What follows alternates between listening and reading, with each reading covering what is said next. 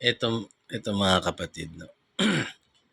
Habang nagkakape-kape lang ako, saka nagyoyosi, baka merong makapakinig sa akin, no?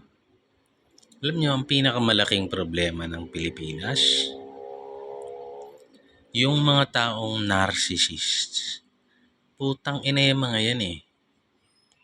Bigyan kita halimbawa, yung oligarko. Yung oligarko, yaman, no? Diba? Yaman niya eh. Hawak niya lahat.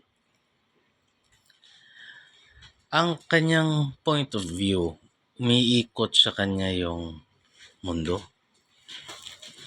Iikot sa kanya yung mundo. Hindi niya naisip na siya ay bahagi lamang ng mundo. Na meron siyang magandang maiko-contribute. Hindi niya naiisip yung konsepto na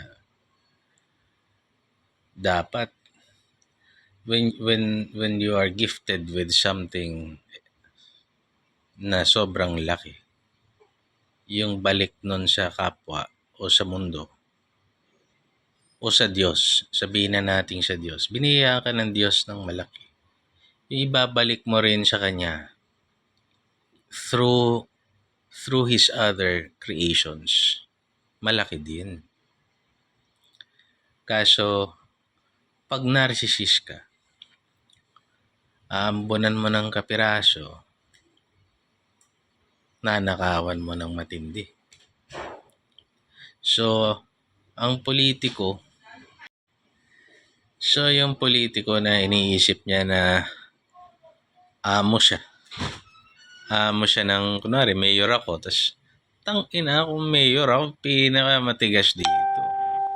Ako ang dito sa munisipalidad na to. Mali yun. Gago yun. Ang gusto ako ng mga tao, binoto ako. Binoto kanila kasi, number 1, niloko mo sila. O number 2, nakitaan ka nila ng mabuti. So, in-expect na ituloy mo yung mabuting yun. You are placed there para maglingkod sa mga tao. Maglingkod. Hindi ikaw yung amo doon. Hindi ka nag-mayor, for example, para magtatag ka ng mga negosyo mo doon. Kasi otherwise, hindi ka dapat nag-mayor. Nagtatag ka dapat ng business na lang. See, that's the problem sa lipunan natin eh.